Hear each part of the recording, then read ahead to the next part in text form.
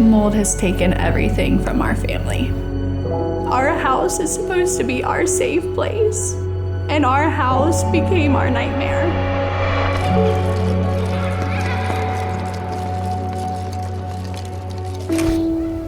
In 1996, Congress made a decision that would change military housing forever.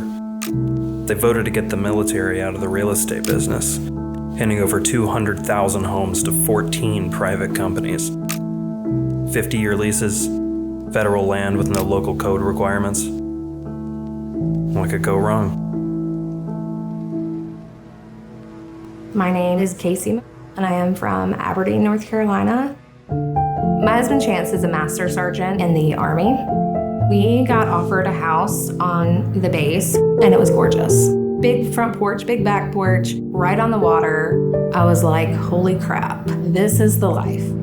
My name is John, and I spent 6 years in the Guard and 22 years on active duty. My name's Amanda, and I am from St. Petersburg, Florida.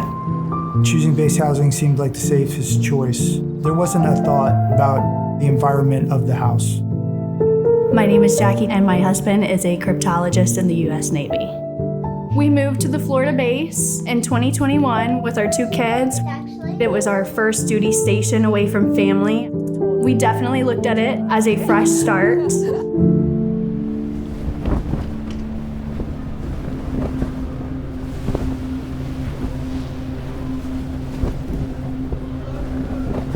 When we moved into that house, it was only a year old. We had 3 kids under the age of 6, so I thought it was completely normal for everybody to be sick all the time.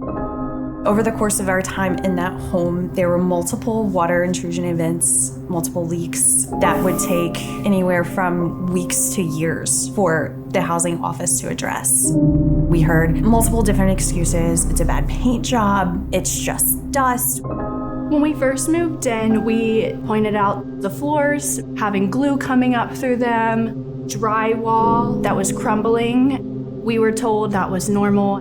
We were constantly reassured about anything that we pointed out. In the 7-year maintenance history, there was mold dating back to July of 2018. Previous tenants had reported not feeling well since moving into the house. When Camden was about 8 months old, I started to notice he was not really using his right hand. It was staying kind of drawn up, and his toes stayed curled on that side. We took him to the doctor. They said he had a stroke.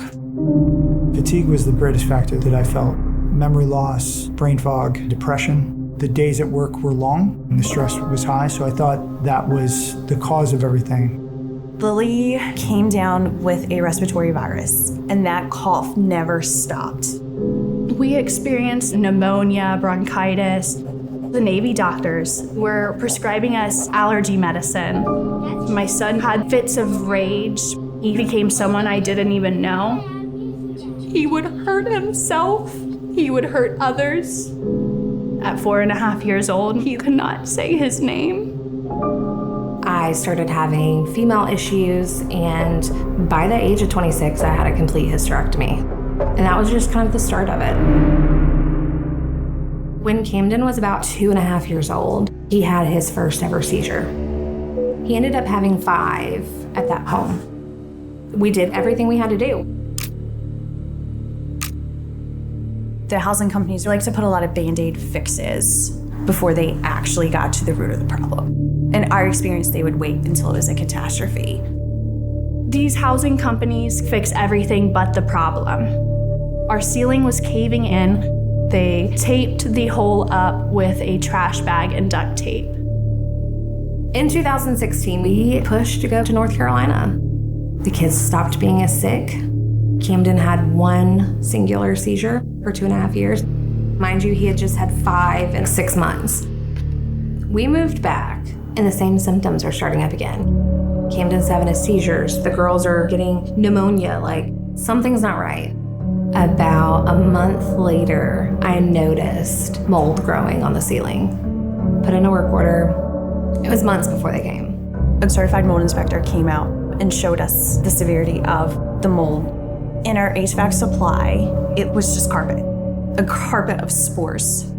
I pulled the board from the floor. It brought me to tears. It's not like it was one spot. It was the entire floor that we had been living on. My dogs have been playing on. My kid is walking around. All of my stuff, there's this small vinyl barrier between you and the blackest mold I've ever seen.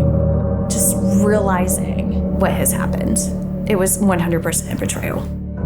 The privatized company reassured that they took care of everything. They claimed that there was not enough moisture in the ceilings to create mold growth.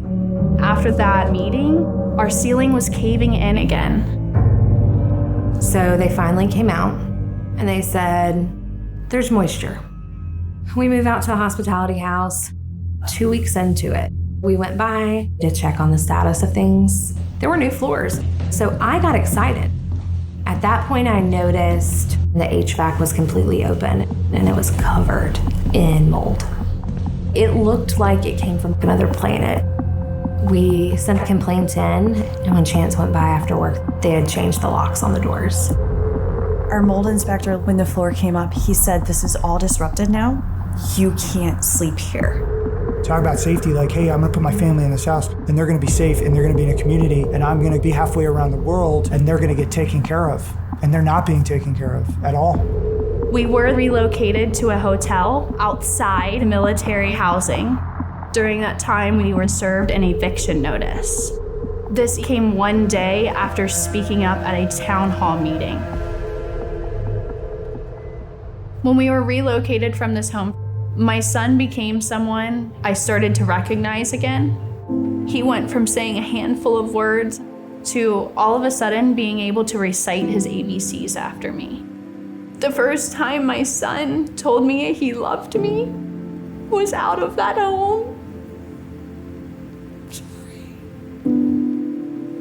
It was then that I started tying these health impacts to the home. We were pretty quick to figure out we're gonna have to leave. It was almost a feeling of starting over. My kids had to change homes, change schools. They had to get rid of everything they had.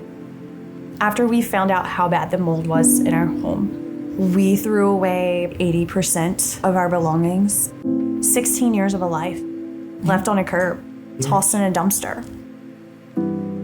Good job. Camden is now 13. He still has no use of his right arm. He has epilepsy, cerebral palsy.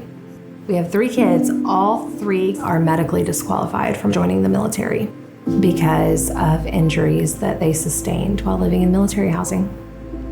How can we send men and women out to war when they're being chemically poisoned at home? I mean, you have service members that are not wanting to stay in the military due to this. I can't imagine what a lower ranking individual and their families are going through. It almost makes them mission ineffective. The whole point of us in the military is to be ready. If service members aren't healthy, if families aren't healthy, due to a company's incompetence, that's an issue. It's a national security issue. Everything's toxic about the situation, and nobody does anything. These companies are continuing to prioritize greed over our people's life, health, and safety. They are still renting out these homes. They are still in power. When we began to understand our neighbors were suffering the same thing, we knew we had to be the ones to speak up and out. This has always been bigger than my family. This is not only for my kids, it's for everyone's kids. It's focusing in on the privatized housing companies and advocating for policy so that way we can provide safe housing for our service members. Accidents happen, mold happens, leaks happen, but it's what happens after that that means everything. These companies could choose to be the hero or the villain.